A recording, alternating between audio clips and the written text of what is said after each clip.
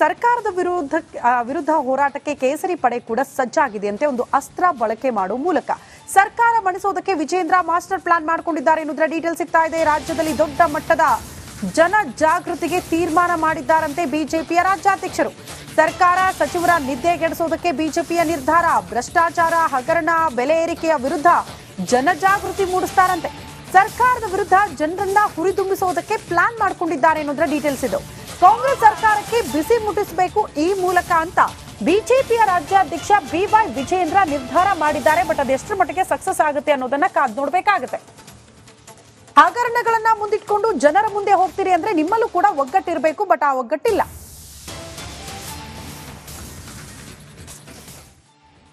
Okay, Chalavada Narayana ಸ್ವಾಮಿ ಇದರ ಬಗ್ಗೆ ಒಂದು ಮಾತನಾಡಿದ್ದಾರೆ, ಕೇಳಿಸ್ಕೊಳ್ಳಿ.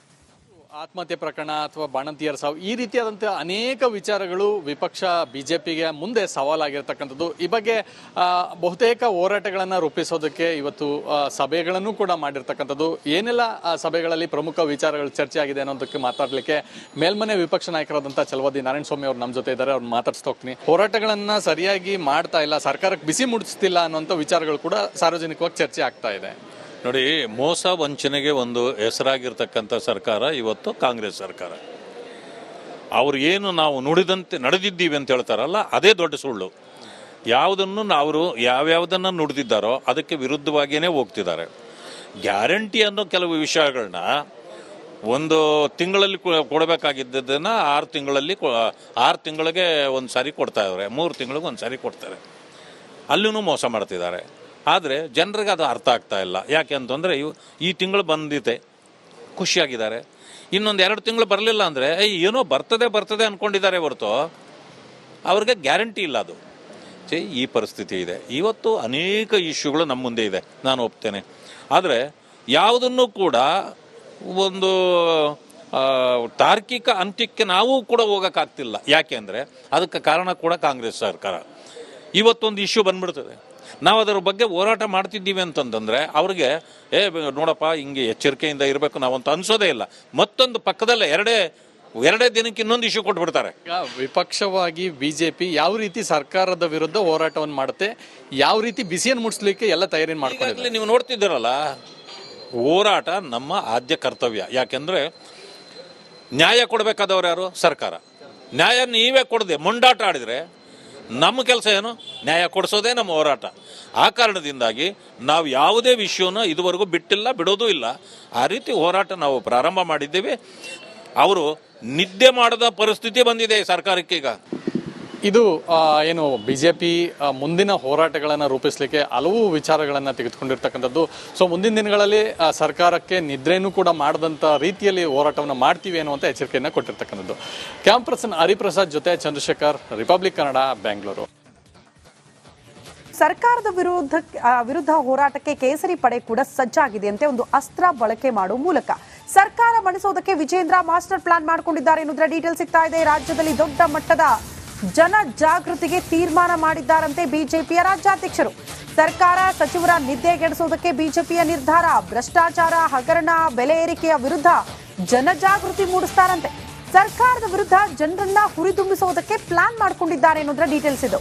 ಕಾಂಗ್ರೆಸ್ ಸರ್ಕಾರಕ್ಕೆ ಬಿಸಿ ಮುಟ್ಟಿಸಬೇಕು ಈ ಮೂಲಕ ಅಂತ ಬಿಜೆಪಿಯ ರಾಜ್ಯಾಧ್ಯಕ್ಷ ಬಿವೈ ವಿಜೇಂದ್ರ ನಿರ್ಧಾರ ಮಾಡಿದ್ದಾರೆ. ಬಟ್ ಅದೆಷ್ಟರ ಮಟ್ಟಿಗೆ ಸಕ್ಸಸ್ ಆಗುತ್ತೆ ಅನ್ನೋದನ್ನ ಕಾದ್ ನೋಡ್ಬೇಕಾಗುತ್ತೆ. ಹಗರಣಗಳನ್ನ ಮುಂದಿಟ್ಕೊಂಡು ಜನರ ಮುಂದೆ ಹೋಗ್ತೀರಿ ಅಂದ್ರೆ ನಿಮ್ಮಲ್ಲೂ ಕೂಡ ಒಗ್ಗಟ್ಟಿರಬೇಕು. ಬಟ್ ಆ ಒಗ್ಗಟ್ಟಿಲ್ಲ.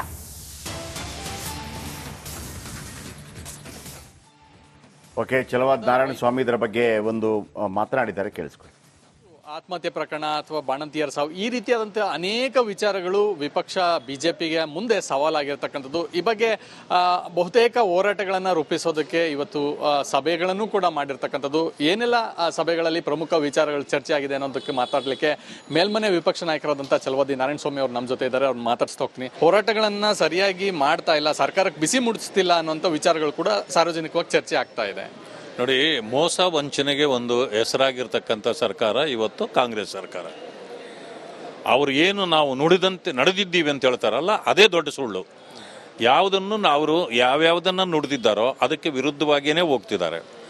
ಗ್ಯಾರಂಟಿ ಅನ್ನೋ ಕೆಲವು ವಿಷಯಗಳನ್ನ ಒಂದು ತಿಂಗಳಲ್ಲಿ ಕೊಡಬೇಕಾಗಿದ್ದನ್ನು 6 ತಿಂಗಳಿಗೆ ಒಂದು ಸಾರಿ ಕೊಡ್ತಾ ಇದ್ದಾರೆ, 3 ತಿಂಗಳಿಗೆ ಒಂದು ಸಾರಿ ಕೊಡ್ತಾರೆ. ಅಲ್ಲೂ ಮೋಸ ಮಾಡ್ತಿದ್ದಾರೆ. ಆದರೆ ಜನರಿಗೆ ಅದು ಅರ್ಥ ಆಗ್ತಾ ಇಲ್ಲ. ಯಾಕೆ ಅಂತಂದರೆ ಈ ತಿಂಗಳು ಬಂದಿದೆ, ಖುಷಿಯಾಗಿದ್ದಾರೆ. ಇನ್ನೊಂದು 2 ತಿಂಗಳು ಬರಲಿಲ್ಲ ಅಂದರೆ ಏನೋ ಬರ್ತದೆ ಅಂದ್ಕೊಂಡಿದ್ದಾರೆ ಹೊರತು ಅವ್ರಿಗೆ ಗ್ಯಾರಂಟಿ ಇಲ್ಲ. ಅದು ಈ ಪರಿಸ್ಥಿತಿ ಇದೆ. ಇವತ್ತು ಅನೇಕ ಇಶ್ಯೂಗಳು ನಮ್ಮ ಮುಂದೆ ಇದೆ, ನಾನು ಒಪ್ತೇನೆ. ಆದರೆ ಯಾವುದನ್ನು ಕೂಡ ಒಂದು ತಾರ್ಕಿಕ ಅಂತ್ಯಕ್ಕೆ ನಾವು ಕೂಡ ಹೋಗೋಕ್ಕಾಗ್ತಿಲ್ಲ. ಯಾಕೆ ಅಂದರೆ ಅದಕ್ಕೆ ಕಾರಣ ಕೂಡ ಕಾಂಗ್ರೆಸ್ ಸರ್ಕಾರ. ಇವತ್ತೊಂದು ಇಶ್ಯೂ ಬಂದ್ಬಿಡ್ತದೆ, ನಾವು ಅದರ ಬಗ್ಗೆ ಹೋರಾಟ ಮಾಡ್ತಿದ್ದೀವಿ ಅಂತಂದರೆ ಅವ್ರಿಗೆ ನೋಡಪ್ಪ ಹಿಂಗೆ ಎಚ್ಚರಿಕೆಯಿಂದ ಇರಬೇಕು ನಾವಂತ ಅನ್ಸೋದೇ ಇಲ್ಲ. ಮತ್ತೊಂದು ಪಕ್ಕದಲ್ಲೇ ಎರಡೇ ದಿನಕ್ಕೆ ಇನ್ನೊಂದು ಇಶ್ಯೂ ಕೊಟ್ಬಿಡ್ತಾರೆ. ಈಗ ವಿಪಕ್ಷವಾಗಿ ಬಿಜೆಪಿ ಯಾವ ರೀತಿ ಸರ್ಕಾರದ ವಿರುದ್ಧ ಹೋರಾಟವನ್ನು ಮಾಡುತ್ತೆ, ಯಾವ ರೀತಿ ಬಿಸಿಯನ್ನು ಮುಟ್ಸ್ಲಿಕ್ಕೆ ಎಲ್ಲ ತಯಾರಿ ಮಾಡ್ಕೊಂಡಿದ್ದಾರೆ. ನೀವು ನೋಡ್ತಿದ್ದೀರಲ್ಲ, ಹೋರಾಟ ನಮ್ಮ ಆದ್ಯ ಕರ್ತವ್ಯ. ಯಾಕೆಂದರೆ ನ್ಯಾಯ ಕೊಡಬೇಕಾದವ್ರು ಯಾರು? ಸರ್ಕಾರ. ನ್ಯಾಯ ನೀವೇ ಕೊಡದೆ ಮೊಂಡಾಟ ಆಡಿದರೆ ನಮ್ಮ ಕೆಲಸ ಏನು? ನ್ಯಾಯ ಕೊಡಿಸೋದೇ ನಮ್ಮ ಹೋರಾಟ. ಆ ಕಾರಣದಿಂದಾಗಿ ನಾವು ಯಾವುದೇ ವಿಷಯನ ಇದುವರೆಗೂ ಬಿಟ್ಟಿಲ್ಲ, ಬಿಡೋದೂ ಇಲ್ಲ. ಆ ರೀತಿ ಹೋರಾಟ ನಾವು ಪ್ರಾರಂಭ ಮಾಡಿದ್ದೇವೆ. ಅವರು ನಿದ್ದೆ ಮಾಡದ ಪರಿಸ್ಥಿತಿ ಬಂದಿದೆ ಸರ್ಕಾರಕ್ಕೆ. ಈಗ ಇದು ಏನು ಬಿಜೆಪಿ ಮುಂದಿನ ಹೋರಾಟಗಳನ್ನು ರೂಪಿಸಲಿಕ್ಕೆ ಹಲವು ವಿಚಾರಗಳನ್ನು ತೆಗೆದುಕೊಂಡಿರ್ತಕ್ಕಂಥದ್ದು. ಸೊ ಮುಂದಿನ ದಿನಗಳಲ್ಲಿ ಸರ್ಕಾರಕ್ಕೆ ನಿದ್ರೆನೂ ಕೂಡ ಮಾಡದಂಥ ರೀತಿಯಲ್ಲಿ ಹೋರಾಟವನ್ನು ಮಾಡ್ತೀವಿ ಅನ್ನುವಂಥ ಎಚ್ಚರಿಕೆಯನ್ನು ಕೊಟ್ಟಿರ್ತಕ್ಕಂಥದ್ದು. ಕ್ಯಾಮ್ ಪರ್ಸನ್ ಹರಿಪ್ರಸಾದ್ ಜೊತೆ ಚಂದ್ರಶೇಖರ್, ರಿಪಬ್ಲಿಕ್ ಕನ್ನಡ, ಬೆಂಗಳೂರು. ಸರ್ಕಾರದ ವಿರುದ್ಧ ಹೋರಾಟಕ್ಕೆ ಕೇಸರಿ ಪಡೆ ಕೂಡ ಸಜ್ಜಾಗಿದೆ ಅಂತೆ ಒಂದು ಅಸ್ತ್ರ ಬಳಕೆ ಮಾಡುವ ಮೂಲಕ ಸರ್ಕಾರ ಮಣಿಸೋದಕ್ಕೆ ವಿಜೇಂದ್ರ ಮಾಸ್ಟರ್ ಪ್ಲಾನ್ ಮಾಡಿಕೊಂಡಿದ್ದಾರೆ ಎನ್ನುವುದರ ಡೀಟೇಲ್ ಸಿಗ್ತಾ ಇದೆ. ರಾಜ್ಯದಲ್ಲಿ ದೊಡ್ಡ ಮಟ್ಟದ ಜನ ಜಾಗೃತಿಗೆ ತೀರ್ಮಾನ ಮಾಡಿದ್ದಾರಂತೆ ಬಿಜೆಪಿಯ ರಾಜ್ಯಾಧ್ಯಕ್ಷರು. ಸರ್ಕಾರ ಸಚಿವರ ನಿದ್ದೆಗೆಡಿಸೋದಕ್ಕೆ ಬಿಜೆಪಿಯ ನಿರ್ಧಾರ. ಭ್ರಷ್ಟಾಚಾರ, ಹಗರಣ, ಬೆಲೆ ಏರಿಕೆಯ ವಿರುದ್ಧ ಜನಜಾಗೃತಿ ಮೂಡಿಸ್ತಾರಂತೆ. ಸರ್ಕಾರದ ವಿರುದ್ಧ ಜನರನ್ನ ಹುರಿದುಂಬಿಸೋದಕ್ಕೆ ಪ್ಲಾನ್ ಮಾಡಿಕೊಂಡಿದ್ದಾರೆ ಎನ್ನುವುದರ ಡೀಟೇಲ್ಸ್ ಇದು. ಕಾಂಗ್ರೆಸ್ ಸರ್ಕಾರಕ್ಕೆ ಬಿಸಿ ಮುಟ್ಟಿಸಬೇಕು ಈ ಮೂಲಕ ಅಂತ ಬಿಜೆಪಿಯ ರಾಜ್ಯಾಧ್ಯಕ್ಷ BY ವಿಜೇಂದ್ರ ನಿರ್ಧಾರ ಮಾಡಿದ್ದಾರೆ. ಬಟ್ ಅದೆಷ್ಟರ ಮಟ್ಟಿಗೆ ಸಕ್ಸಸ್ ಆಗುತ್ತೆ ಅನ್ನೋದನ್ನ ಕಾದ್ ನೋಡ್ಬೇಕಾಗುತ್ತೆ. ಹಗರಣಗಳನ್ನ ಮುಂದಿಟ್ಕೊಂಡು ಜನರ ಮುಂದೆ ಹೋಗ್ತೀರಿ ಅಂದ್ರೆ ನಿಮ್ಮಲ್ಲೂ ಕೂಡ ಒಗ್ಗಟ್ಟಿರಬೇಕು. ಬಟ್ ಆ ಒಗ್ಗಟ್ಟಿಲ್ಲ.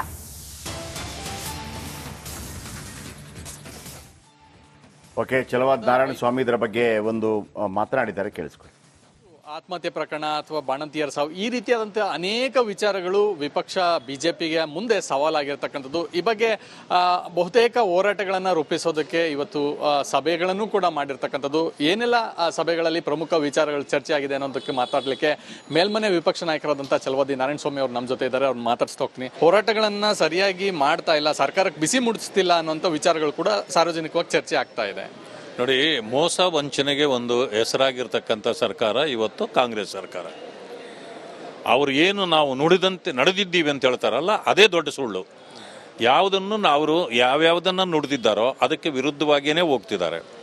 ಗ್ಯಾರಂಟಿ ಅನ್ನೋ ಕೆಲವು ವಿಷಯಗಳನ್ನ ಒಂದು ತಿಂಗಳಲ್ಲಿ ಕೊಡಬೇಕಾಗಿದ್ದನ್ನು 6 ತಿಂಗಳಿಗೆ ಒಂದು ಸಾರಿ ಕೊಡ್ತಾ ಇದ್ದಾರೆ, 3 ತಿಂಗಳಿಗೆ ಒಂದು ಸಾರಿ ಕೊಡ್ತಾರೆ.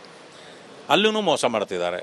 ಆದರೆ ಜನರಿಗೆ ಅದು ಅರ್ಥ ಆಗ್ತಾ ಇಲ್ಲ. ಯಾಕೆ ಅಂತಂದರೆ ಈ ತಿಂಗಳು ಬಂದಿದೆ, ಖುಷಿಯಾಗಿದ್ದಾರೆ. ಇನ್ನೊಂದು 2 ತಿಂಗಳು ಬರಲಿಲ್ಲ ಅಂದರೆ ಏನೋ ಬರ್ತದೆ ಅಂದ್ಕೊಂಡಿದ್ದಾರೆ ಹೊರತು ಅವ್ರಿಗೆ ಗ್ಯಾರಂಟಿ ಇಲ್ಲ. ಅದು ಈ ಪರಿಸ್ಥಿತಿ ಇದೆ. ಇವತ್ತು ಅನೇಕ ಇಶ್ಯೂಗಳು ನಮ್ಮ ಮುಂದೆ ಇದೆ, ನಾನು ಒಪ್ತೇನೆ. ಆದರೆ ಯಾವುದನ್ನು ಕೂಡ ಒಂದು ತಾರ್ಕಿಕ ಅಂತ್ಯಕ್ಕೆ ನಾವು ಕೂಡ ಹೋಗೋಕ್ಕಾಗ್ತಿಲ್ಲ. ಯಾಕೆ ಅಂದರೆ ಅದಕ್ಕೆ ಕಾರಣ ಕೂಡ ಕಾಂಗ್ರೆಸ್ ಸರ್ಕಾರ. ಇವತ್ತೊಂದು ಇಶ್ಯೂ ಬಂದ್ಬಿಡ್ತದೆ, ನಾವು ಅದರ ಬಗ್ಗೆ ಹೋರಾಟ ಮಾಡ್ತಿದ್ದೀವಿ ಅಂತಂದರೆ ಅವ್ರಿಗೆ ನೋಡಪ್ಪ ಹಿಂಗೆ ಎಚ್ಚರಿಕೆಯಿಂದ ಇರಬೇಕು ನಾವಂತ ಅನ್ಸೋದೇ ಇಲ್ಲ. ಮತ್ತೊಂದು ಪಕ್ಕದಲ್ಲೇ ಎರಡೇ ದಿನಕ್ಕೆ ಇನ್ನೊಂದು ಇಶ್ಯೂ ಕೊಟ್ಬಿಡ್ತಾರೆ. ಈಗ ವಿಪಕ್ಷವಾಗಿ ಬಿಜೆಪಿ ಯಾವ ರೀತಿ ಸರ್ಕಾರದ ವಿರುದ್ಧ ಹೋರಾಟವನ್ನು ಮಾಡುತ್ತೆ, ಯಾವ ರೀತಿ ಬಿಸಿಯನ್ನು ಮುಟ್ಸ್ಲಿಕ್ಕೆ ಎಲ್ಲ ತಯಾರಿ ಮಾಡ್ಕೊಂಡಿದ್ದಾರೆ. ನೀವು ನೋಡ್ತಿದ್ದೀರಲ್ಲ, ಹೋರಾಟ ನಮ್ಮ ಆದ್ಯ ಕರ್ತವ್ಯ. ಯಾಕೆಂದರೆ ನ್ಯಾಯ ಕೊಡಬೇಕಾದವ್ರು ಯಾರು? ಸರ್ಕಾರ. ನ್ಯಾಯ ನೀವೇ ಕೊಡದೆ ಮೊಂಡಾಟ ಆಡಿದರೆ ನಮ್ಮ ಕೆಲಸ ಏನು? ನ್ಯಾಯ ಕೊಡಿಸೋದೇ ನಮ್ಮ ಹೋರಾಟ. ಆ ಕಾರಣದಿಂದಾಗಿ ನಾವು ಯಾವುದೇ ವಿಷಯನ ಇದುವರೆಗೂ ಬಿಟ್ಟಿಲ್ಲ, ಬಿಡೋದೂ ಇಲ್ಲ. ಆ ರೀತಿ ಹೋರಾಟ ನಾವು ಪ್ರಾರಂಭ ಮಾಡಿದ್ದೇವೆ. ಅವರು ನಿದ್ದೆ ಮಾಡದ ಪರಿಸ್ಥಿತಿ ಬಂದಿದೆ ಸರ್ಕಾರಕ್ಕೆ. ಈಗ ಇದು ಏನು ಬಿಜೆಪಿ ಮುಂದಿನ ಹೋರಾಟಗಳನ್ನು ರೂಪಿಸಲಿಕ್ಕೆ ಹಲವು ವಿಚಾರಗಳನ್ನು ತೆಗೆದುಕೊಂಡಿರ್ತಕ್ಕಂಥದ್ದು. ಸೊ ಮುಂದಿನ ದಿನಗಳಲ್ಲಿ ಸರ್ಕಾರಕ್ಕೆ ನಿದ್ರೆನೂ ಕೂಡ ಮಾಡದಂಥ ರೀತಿಯಲ್ಲಿ ಹೋರಾಟವನ್ನು ಮಾಡ್ತೀವಿ ಅನ್ನುವಂಥ ಎಚ್ಚರಿಕೆಯನ್ನು ಕೊಟ್ಟಿರ್ತಕ್ಕಂಥದ್ದು. ಕ್ಯಾಮ್ ಪರ್ಸನ್ ಹರಿಪ್ರಸಾದ್ ಜೊತೆ ಚಂದ್ರಶೇಖರ್, ರಿಪಬ್ಲಿಕ್ ಕನ್ನಡ, ಬೆಂಗಳೂರು.